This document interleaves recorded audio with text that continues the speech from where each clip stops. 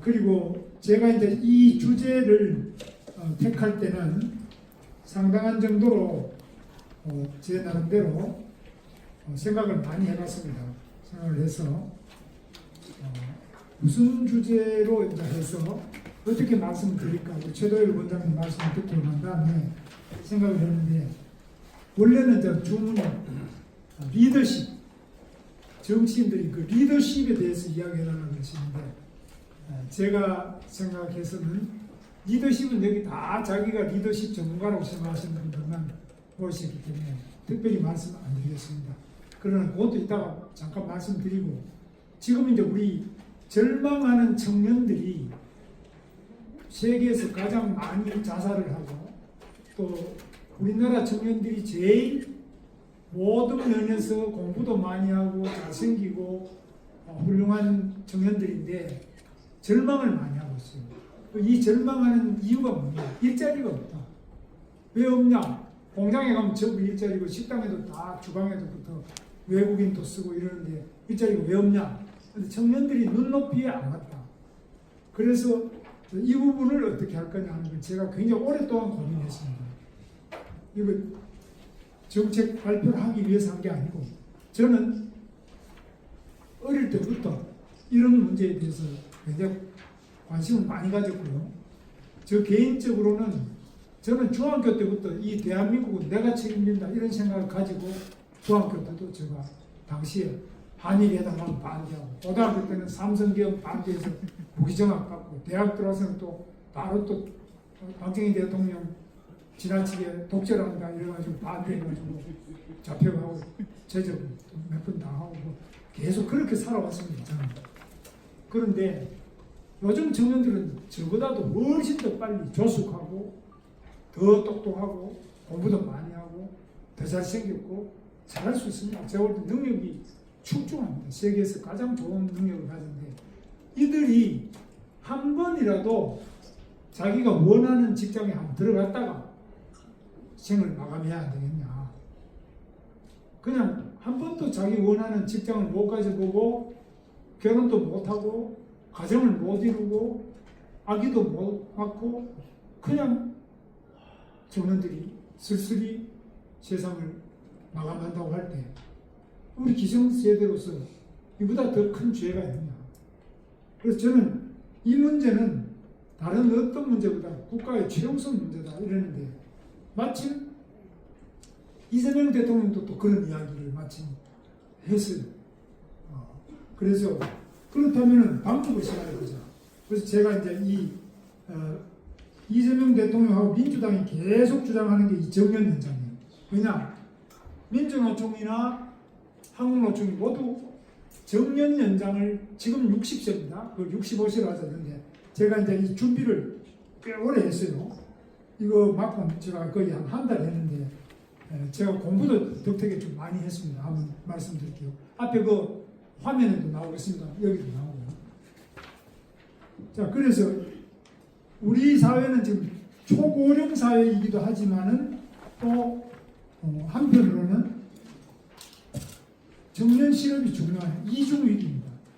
그래서 지금 보면 표는 정년 연장을 한 표가 많아요. 왜냐? 직장에 들어가 있는 모든 공무원, 모든 대기업, 공무원, 공기업, 대기업, 그리고 다 이분들은 정년 연장을 좋아해요. 근데 못 들어간 분이 있거든요. 아직 그 공무원도 못 되고 준비하고 있거나, 또는 포기했거나, 대기업에 못 들어가, 이런 사람들은 어떻게 하든지 그 직장에 들어가기 위해서, 이 사람들 아웃사이더죠. 창밖의 남자입니다. 그가 바깥에서 그 직장에 들어가기를 원하는 사람만 이 정년 연장을 해버리면 못 들어갑니다. 그러나 그 안에 있는 사람은 정년 연장하고 좋아해요. 그래서 이 문제를 이제 제가 한번 따져봅니다. 그러면 지금 이제 이 정년은 우리나라 법에 어디 있느냐 하면은 고용상, 보시겠습니다. 고용상 연령차별 금지 및 고령자 고용 촉진에 관한 법률, 이 법이 있어요. 2013년에 개정을 해가지고 1년 뒤부터 2014년부터 시행이 되는데 거기 읽어보시면은 정년 연장을 하면은 정년 연장에 따르는 임금 체계 개편인데 이게 무슨 말이냐면 우리나라는 호봉이 계속 올라가 해마다. 그리고 58세에서 59세가 되면 호봉이 또 올라가고 59세에서 60세 또 올라가고 60에서 60일 계속 호봉이 올라가기 때문에 우리나라는 최고 호봉에 있는 정년 임박한 60세하고 신임하고 사이가 거의 3배 가까이 차이가 세계에서 가장 신입하고 정년 임박한 사람 임금차가 제일 많아. 세계에서 우리가 제일 많아. 일본보다 더 심해요. 그래서 이게 정년 처음에는 조금 주다가 정년 임박하면 임금이 굉장히 많아요. 그런 거기 때문에 이때 법을 고칠 때 미리 조건을 달았어요. 정년 연장은 하는데 대신에 임금 체계 호봉제를 없앤다. 이걸 좀 약화시킨다. 이렇게 해놨는데 안 지키고 있습니다. 자, 그 다음에 꼭 박근혜 대통령도 이 법을 고쳤습니다. 그래서 58세를 60세로 했는데 요 19조의 2를 보면요. 정년 연장에 따른 임금체계 개편을 하는데 임금체계 개편 등 필요한 조치를 해야 된다 이래놓고 안 하는 겁니다. 약속을 안 지킵니다. 자, 그 다음에 65세 법정 정년 연장을 추진하는 세력은 누구냐? 한국노총과 민주노총의 조합원 숫자가 278만 명입니다. 지금 현재 278만 명인데 이 사람들이 강력하게 주장을 하고 있어요. 계속 정년 연장하라고 주장을 하고 있어요. 그래서 이 사람들은 왜 그러냐? 노동조합 지도부들 나이가 다 55세 임박해가지고 60세 가까이. 그러니까 자기들이 임박한 자기 문제이기도 하고 그 다음에 세 번째 보시면 노조가 강한 대기업과 공기업일수록 공무원 공기업일수록 연공급이 많아요. 해마다 자꾸 올라가고 일을 잘하든 못하든 횟수만 되면 자꾸 올라가요. 그래서 실제로 고령 근로자는 계속 정년 연장하면 계속 올라가기 때문에 그런데 기업은 이 생산성이 아직 낮은데 나이가 든다고 생산성이 올라가진 않아요. 그러니까 기업은 생산성이 더 나빠져요. 돈은 많이 주는데 일은 올라갈수록 안 해요. 그러니까 기업으로서는 굉장히 큰 문제예요. 그 다음에 그 보면은 네 번째대로 잘못된. 그래서 선거를 앞둔 민주당 등 친노동조합 정치 세력의 득표 작전으로 이 고령자들이 과보되고 있는 대기업 공공기관의 고령층이 주장하는 정년 연장을 이 정당이 받아가지고 강력하게 주장을 하고 있어요. 그래서 지금 현재 그 조합원 수는 한국노총 120만, 민주노총 107만, 가맹 안 한 미가맹이 그렇게 되어 있습니다. 그 다음에 그래서 정년 연장은 지금 왜 주장하냐면 국민연금 수령을 하는 나이하고 이게 맞지 않는다. 차이가 나기 때문에 그동안 어떻게 하냐.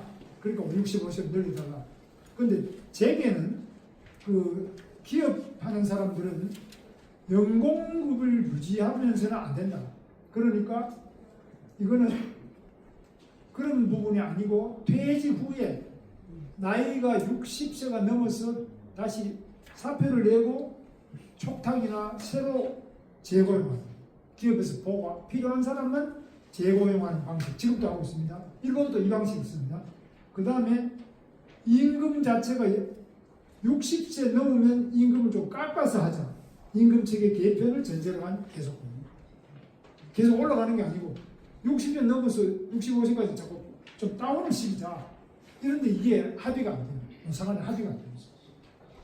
그래서 지금 정부는 이렇게 임금 체계를 호봉제로 하는 건 문제가 있다. 그러면 기업도 못 견디고 또 고령층은 자기 생산성에 비해서 너무 많은 봉급을 받는 문제가 있다.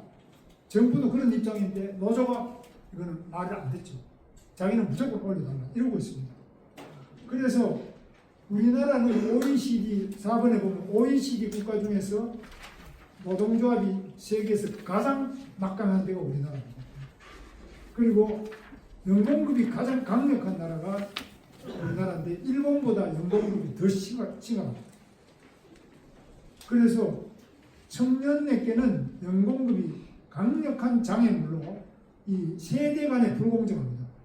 밑에 사람들은 아무리 열심히 하고 이래도 봉급이 적고 위에 사람들은 나갈 때 돼가 다 놀고 있어도 봉급 다 타가는 거. 이런 거는 상당히 문제가 있다. 자, 그 다음에 이 법에서는 이제 이걸 정년 연장을 그때 2014년에 할 때 고치기로 해놓고 안 고치고 그대로 임금 체계 그대로 가죠. 자, 그 다음에 보면 정년을 그때 연장을 58에서 60세로 했을 때 실제로 지금 정년 60세 혜택을 누가 실제로 누리고 있냐면은 공무원, 공기업, 대기업, 정규직, 소위 말하는 중산층이고 잘 나가는 사람. 그 다음에 실제로 중소기업은 사람이 없기 때문에 정년 필요도 없습니다. 100세까지라도 일할 수 있는 사람 다 와라. 중소기업. 정년이 없고 청년도 좋고 머리도 좋고 다 와서 중소기업은 나이 든 사람도 다 받아줍니다. 또 식당 이런 데도 할머니도 좋다 다 받아주고 있습니다. 그래서 그 까만 동그라미를 보시면 법정 정년 연장은 이미 좋은 일자리를 가진 상층 기득권층을 위한 제도 개선이지 고령 빈곤층에게는 혜택이 없습니다. 미취업 청년층에게는 절망이고 절벽입니다. 그래서 이런 점에서 청년들을 위해서 이거는 굉장히 문제가 있다고. 그 다음에 기업의 정년과 현실 고용인데요. 평균 명예퇴직 시점이 지금 53세입니다. 그때 다 하는데 실제로 고용 연장은 안 되고 중간에 이렇게 명예퇴직하는 식으로 이렇게 됩니다. 그래서 문서상으로 정년은 연장이 되지만 사실상은 명퇴 시점을 더 이렇게 늦춰가지고 60세를 갖다 65세까지 해놓으면 빨리 그만둘 때 그 명퇴 비용을 더 주잖아요. 더 많이 주기 때문에 그런 혜택을 보고 이렇게 하는 경우가 많이 있습니다. 공무원이나 공기업은 실제로 정년까지 있습니다. 그래서 이런 부분은 혜택을 보는 사람이 공무원, 공기업, 대기업이다. 그 다음에 피해는 누가 오느냐 하면 20대 실업자가 그 숫자, 이건 제가 되게 정확하게 좀 조사를 합니다. 20대 실업자가 23만 원, 쉬었음 44만 원, 쉬었음 민간인. 실업자라는 것은 구직을 하는 거, 노력을 하는 게 고용노동부의 그 직업 소개하는 고용안정센터에 가가지고 이 실업자로 등록도 안 하고 그냥 집에 가만히 있는 거야. 그런 사람이 쉬었음인데 이건 더 문제가 있습니다. 아무것도 안 하고 그냥 쉬는 공부도 안 하고 취직 합격도 안 하고 취직 준비도 안 하고 일도 안 하고 실업자도 아니고 이런 사람은 쉬었습니다. 그걸 합치면은 67만 명. 그 다음 30대는 이런 사람들이 49만 명. 그 다음에 취업 준비자는 뭐냐면은 취업을 하기 위해서 이제 학원에 다닌다든지 뭐 폴리텍 대학에 다닌다든지 공부를 한다든지 이런 사람들이 57만 명. 그래서 1, 2, 3을 20대, 30대 하고 취업 준비자를 합치면 173만 명. 이 사람들이 심각한 상태입니다. 그런데 전체 20대 인구는 600만 명이고요. 30대 인구는 660만 명이니까 1260만 중에 약 173만 명이 이 사람들이 잃어버린 한 마리 양입니다. 잘 나가는 사람들은 뭐 자기들이 잘 나가요. 근데 이 잃어버린 한 마리 양, 이 사람들이 자살하고 이 사람들이 삶을 포기하고 있습니다. 그리고 이렇게 노는 이유는 자기들이 원하는 자리가 없다. 근데 청년들은 또 전부 원하는 것이 공무원, 공기업, 대기업 이런 거죠. 자, 그 다음에 청년이 실력이 부족하다니. 실력이 부족하면 그만큼 대학에서 청년들한테 훈련을 시켜주고 교육을 제대로 했느냐, 아니면 현장 경험을 만들어줬느냐, 기회 자체가 부족한 게 아니냐. 그 다음에 대통령은 경제성장 전략 국민보고에서 고용 절벽에 내몰린 우리 청년의 현실을 국가적 위기로 엄중하게 인식하고 국가 역량을 총동원한 특단의 대책이 필요하다. 이건 저하고 생각이 같아요. 그런데 그러면은 정년연장하면 안 되죠. 그런데 민주당은 계속 노동조합 이야기 듣고 계속 정년연장 주장해요. 지금 작년 말까지 하려고 그러다가 지금 이게 너무 청년 실업이 너무 심하니까 자살률도 많고 이러니까 지금 주춤주춤하고 있습니다. 그래서 우리 사회의 가장 큰 문제가 저출산 문제고 고령화 저출산 문제에다가 또 자살률 이런 것들 문제인데 이런 것에 대해서 특히 젊은 20대 30대가 자살을 한다. 이거는 우리 나이 든 사람이 자살하는 거하고 좀 다릅니다. 그래서 이거는 어떻게 하는지 막아야 되겠다. 자, 그러면 정부는 왜 정년 연장을 추진하고 있나? 민주당이 추진 중인 정년 연장법은 노동조합 청구서를 법으로 만들어서 하려고 하는 이 정치적 프레임. 그리고 현재 노동조합은 280만 명이 정년 연장을 강력하게 주장을 하고 있습니다. 그래서 우리는 이 부분에 대해서 다시 한번 생각을 해봐야 된다. 그래서 그 다음 보시면은 정년 연장은 채용이 줄고 승진이 적체되고 위에서 안 나가니까 승진도 안 되고 신규 진입이 차단되는 거고 기회가 줄고 절벽 절망이 되는 거예요. 그래서 지금 한국은행 작년 4월 달에 초고령 사회와 고령층 계속근로 강한 조사 보고서를 보면은 정년 연장에 대해 효과에 대해서 조사를 했는데 고령자 한 명 넣을 때 청년은 0.4에서 1.5대 최대 1.5명이 고용이 줄어듭니다. 그래서 고령층 보호와 청년 기회 확대는 이거는 잘 균형을 봐서 해야 되는데 절대로 정년 연장만 많이 하면 좋다. 우리 국민 여론조사를 보면 정년 연장이 무조건 좋다고. 그렇지 않아요.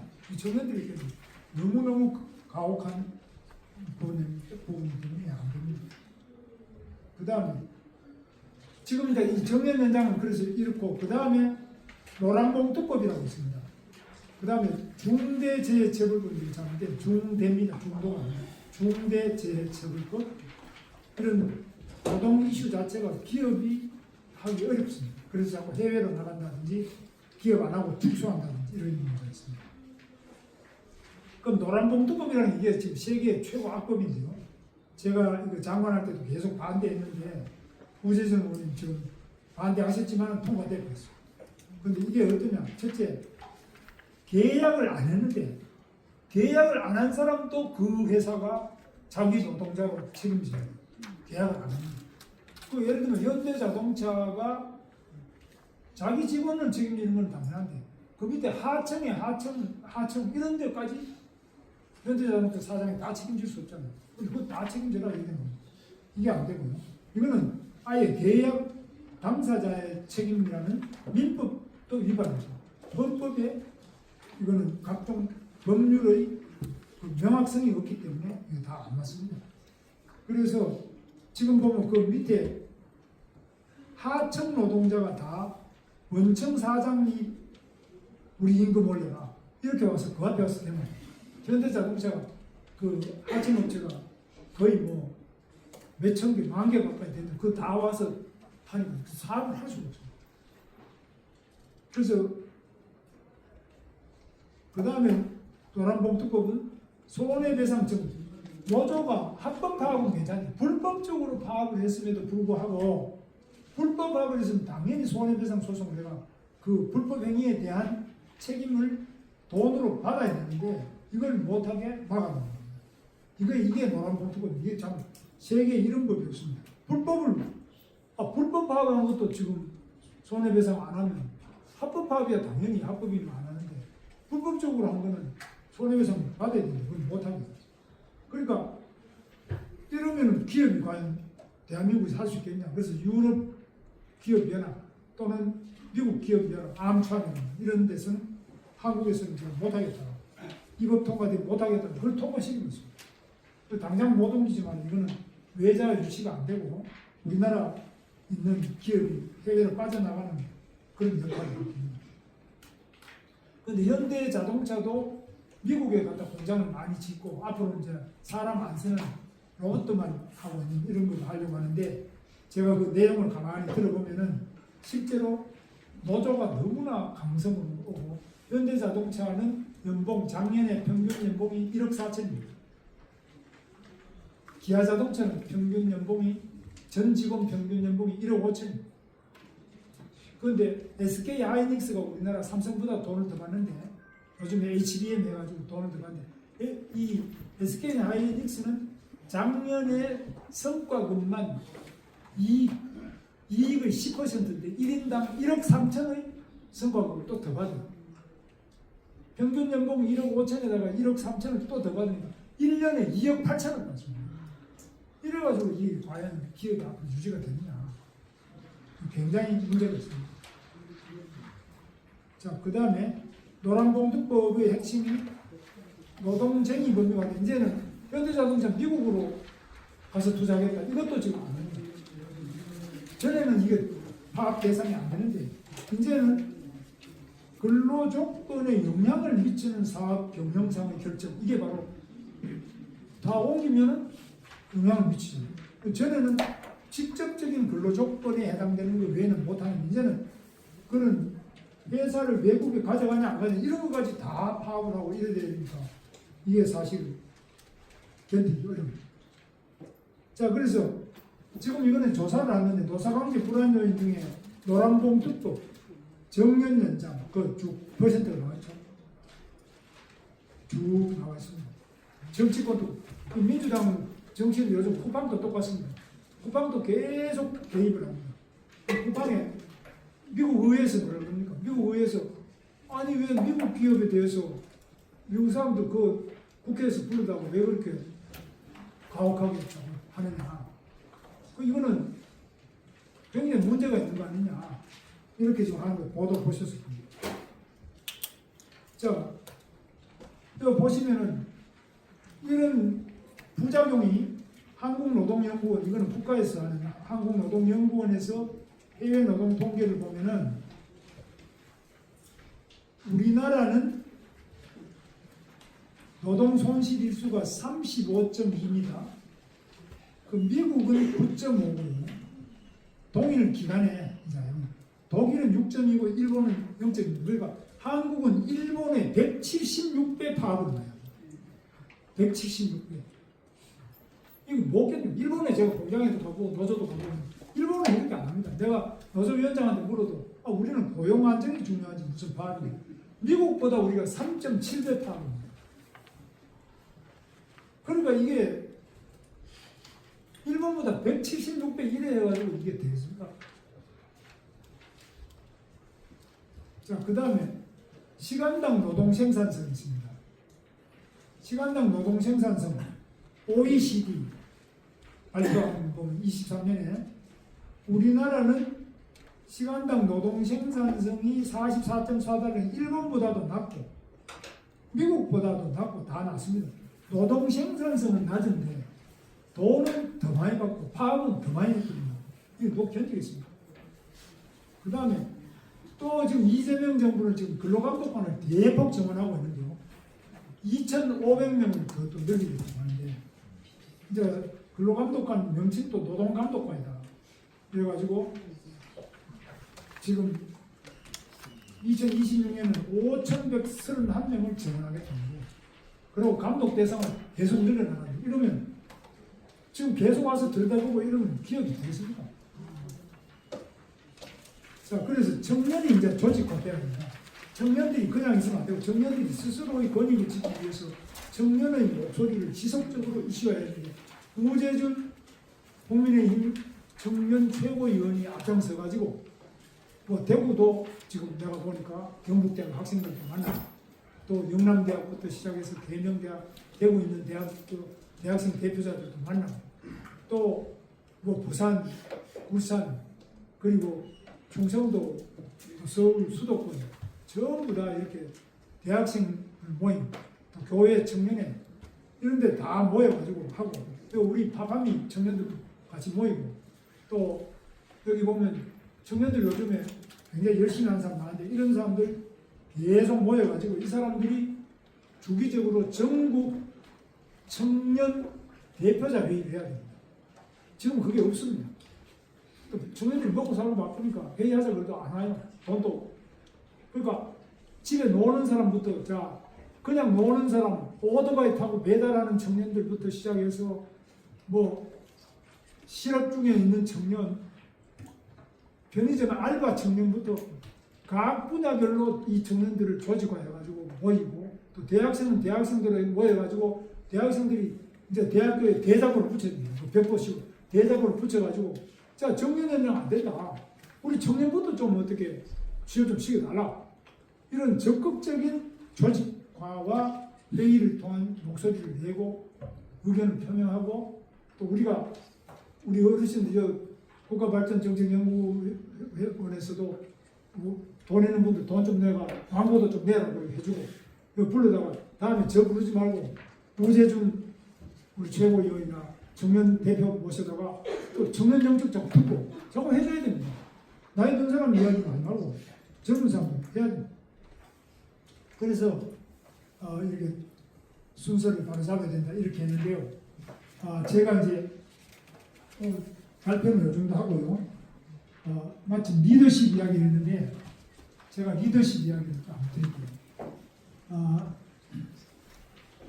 제가 이야기하는 건 첫째, 국민의힘하고 상관이 있는데, 첫째는 우리 국민의힘에서 정치하려고 하는 사람들, 그 외에도 동네에서 정치에 관심 있는 분들, 첫째, 정치인은 가장 높은 데를 향하여 끊임없이 희망을 말해요. 자, 우리도 한번 잘 살아보세요. 박정희 대통령이죠. 잘 살아보세요. 잘 살아보세요. 이렇게 아무리 저하고 가난해도 잘 살아보세요. 이런 희망을 줘야 돼요. 정신. 그 가장 높은 희망. 두 번째, 말만 그런 게 아니고 밑에 내려가는 거예요. 저 골목까지 새마을운동부터 해가 밑에 내려가는 겁니다. 그 다음에 음식점 뒤에 주방에 할머니들까지 밑에 내려가는 거예요. 우재정은 지금 하고 대구 북구 갑이죠. 북구 갑 같으면 경북대학에서 그건 뭐 동네가 그 보면 복현동부터 해가 또 뭐 친환동 있는데 어려운데 많거든요.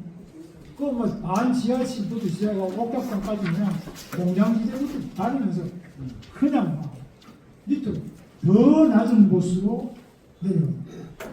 세 번째, 더 뜨거워요. 정치인이 저는 생긴 게 좀 살살맞게 생겨가지고 정면이가 없는 것 같다 했는데 저는 정말로 뜨거운 사람이에요. 그래서 사람들 보면 그냥 아이고 그냥 이렇게 반갑게 하고 이렇게 뜨겁게 봐야 돼요. 정치가 차가우면 안 돼요. 그 다음에 가장 중요한 게 넓게, 그죠? 자꾸 누구 쳐내는 거 위주로 하면 안 돼요. 자, 이준석이 니도 나가고, 또 누구도 나가고, 뭐, 유승민 니도 뭐 옛날에 니도 그럼 빠져나가고. 제가 저보고 요즘에 한동훈이 쳐내면 안 된다 이렇게 말하니까 내가 보고 뭐, 한동훈이만 중요하고, 그러면 장동혁이는 안 중요하냐? 그 말이 아니에요. 장동혁 대표도 지금 단식 하는데, 단식 하다가 다치면 안 되잖아요. 그럼 다음 일을 못 하잖아요. 저는 단식 선수예요. 저는 광주에서 단식을 10번도 했어요. 아무도 안 쳐다보는데 우리는 그때 모여서 계속 단식했어요. 그러니까 이 단식이 몸에 굉장히 부담이 안 좋아요. 저는 절대로 단식을 권하지 않지, 투쟁 방식. 그래서 우리가 지금 단식할 때가 아니고, 단식하면 생각나는 게 라면 뺏기 생각납니다. 배가 아프고. 그리고 그게 아니고 이재명이 지금 나쁜 짓 하면 그 앞에 가서 싸워요. 청와대 앞에 가서 싸워. 이제 소리 지르고.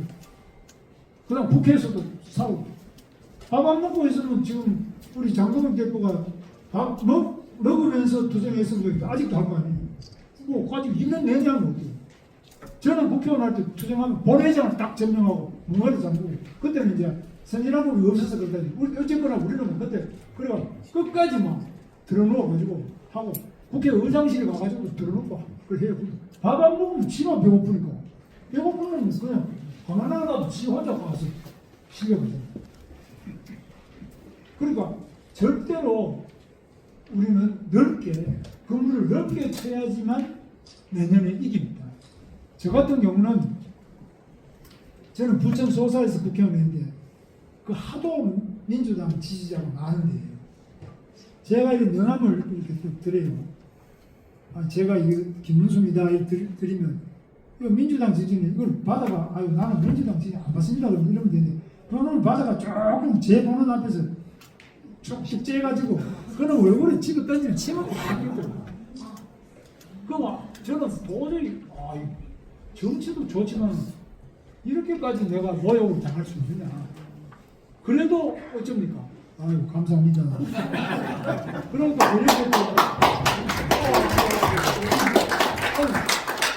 그럼 내가 무슨 성인군자냐? 성인군자보다 더 책망이 돼요. 안 그러면 정치 못해요. 대부분은 그래 안 해도 되는지 몰라도 적어도 수도권은 아닙니다. 정말 어려운 일이에요. 그래서 한 표를 보고 심리가 간다는 말이 있죠. 한 표를 보고 심리를 갖고 그 다음에 옥탑방부터 반지하실까지 안 가본 데가 없어요. 계속 부지런히 다니고 이렇게 해야 돼요. 그래서 저 말씀은 그러면서 또 자기가 국회의원이 됐더라도 깨끗하게 지금 요즘엔 뭐 저 강서보다 뭐다 민주당 국회의원들 뭐 돈 먹고 들어오는데 그거는 빙산의 일각이에요. 그거 다 사고를 해야 돼요. 깨끗하게 해야 돼요. 공직자. 인물이 맑아야 안 인물이 맑죠. 이재명 같이 저렇게 재판 5개 받는데 저는 오늘 가서 재판 또 받고 왔어요. 서울중앙지방법원에 가서 오전에는 재판 받고 왔는데 저는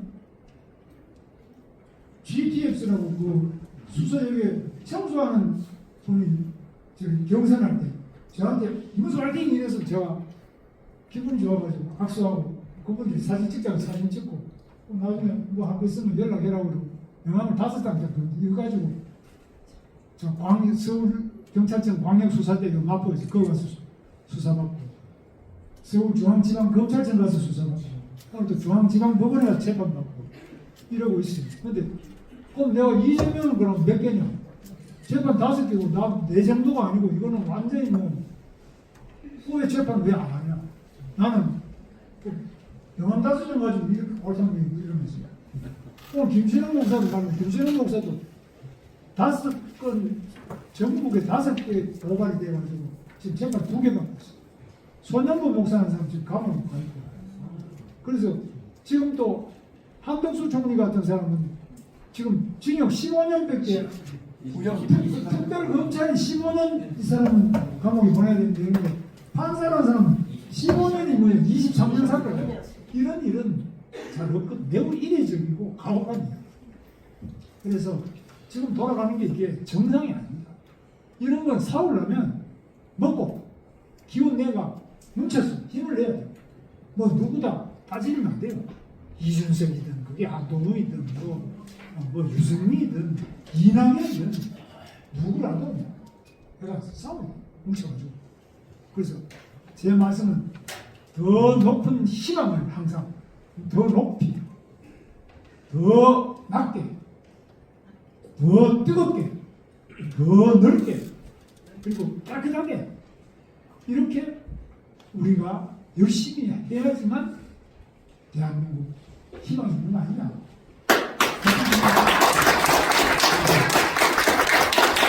문제식이라는 것은 딴 게 아니고 얼마나 박정희 대통령처럼 저는 박정희 대통령 살았을 때 포항 제철한다 그러면 저는 서울대학교 상과대학을 다녔어요. 상과대학 교수들이 또 안 되는 소리가 대한민국이 무슨 제철 흐르면 안 되냐고. 대한민국이 철광석이 있어? 원료가 없잖아. 대한민국 기계 철광석을 녹이는 그런 고로, 용광로라고 그러죠. 고로나 그 철판을 하는 그런 시설이 있어? 아변 그런 시설도 하나도 없죠. 그 다음에 방위산업 한다면 방위산업 그 말인데 왜 남 죽이는 대포 만들고 총 만들고 이런 거 왜 만들어? 쟁기나 뭐 경운기 이런 거 만들어야지. 교수들이 이게 말이 그렇다잖아요. 저는 학생이니까 솔깃하니까 맞습니다. 전쟁한 무기만 안 되죠.